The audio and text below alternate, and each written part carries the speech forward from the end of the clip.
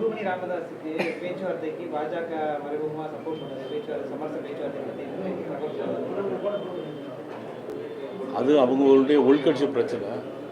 நீங்க தான் இருக்கீங்க மாநில தலைவரா, அமித்ஷா மூலமா நீங்க எதுவும் இல்லை, எங்களை பொறுத்தவரையில் திரு அன்புமணி ராமதாஸ் அவர்களாக இருந்தாலும், மதிப்புக்குரிய ராமதாஸ் அவர்களாக இருந்தாலும், மற்றபடி ஏனைய கட்சிகளாக இருந்தாலும் எல்லா கட்சிகளுமே ஒன்றாக இருந்து திராவிட முன்னேற்ற கழக அரசிற்கு எதிராக குரல் கொடுக்க வேண்டும் என்பதுதான் எங்களுடைய நோக்கம்.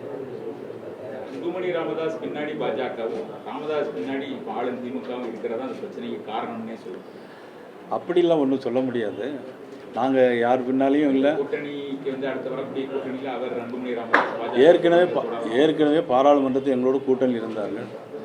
தொடர்ந்து அவர் கூட்டணியில் வர வேண்டும் என்பதுதான் எங்களுடைய விருப்பமே தவிர யாருடைய பின்னணியில் இருந்து இயக்குவதாக ஒன்று இருந்து சொன்னால் அது சரியான கருத்து அல்ல.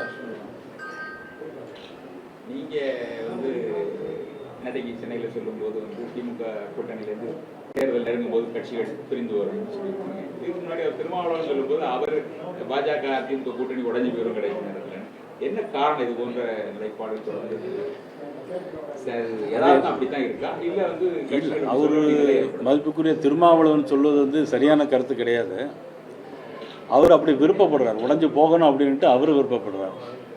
நான் என்ன விருப்பப்படுறேன்னா அவர் அங்கிருந்து வெளியே வரணும்னு நான் விருப்பப்படுறேன். கடந்த நிதி ஆயோக் கூட்டத்தில் முதலமைச்சர் கலந்துக்கல, தமிழகத்திற்கு மத்திய அரசு எதுவுமே தரலன்னு கலந்துக்கல, இந்த கூட்டத்துக்கு போயிருக்கிறார், எப்படி பார்க்குறீங்க? நேற்று பத்திரிகைகளோட ஒரு பேட்டி கேட்டாங்க என்கிட்ட, நான் சொல்லலை, பத்திரிகையில் ஒரு நிருபர் கேள்வி கேட்டாங்க. என்ன கேட்டாங்கன்னா, ஒருவேளை டாஸ்மாக் ஊழலில் வந்து தன்னுடைய மகன் துணை முதலமைச்சர் உதயநிதி ஸ்டாலினுக்கு பதிலாக அதற்காக சந்திக்க போகிறாரா அப்படி கேட்டாங்க.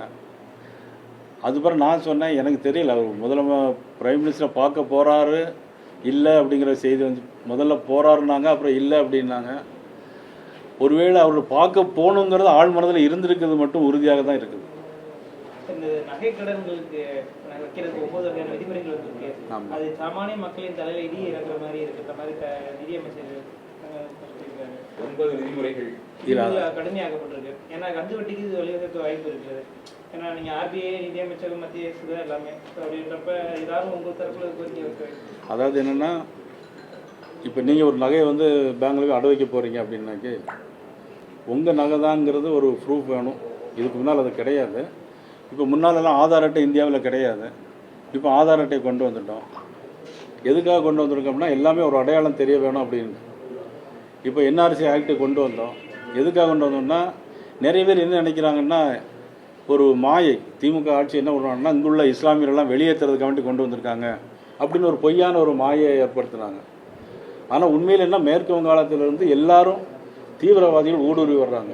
இதை தடுப்பதற்காகத்தான் நாங்கள் சட்டத்தை கொண்டு வந்தார்களே தவிர இங்கே இருக்க இஸ்லாமியர்கள் ஒரு பாதிப்பு கூட இதுவரையிலும் 15 ஆண்டுகள் ஆயிடுச்சு. 3வது முறையாக பிரைம் மினிஸ்டர் இருக்காங்க. எந்த விதமான ஒரு பாதகமான சூழலையும் இல்லை.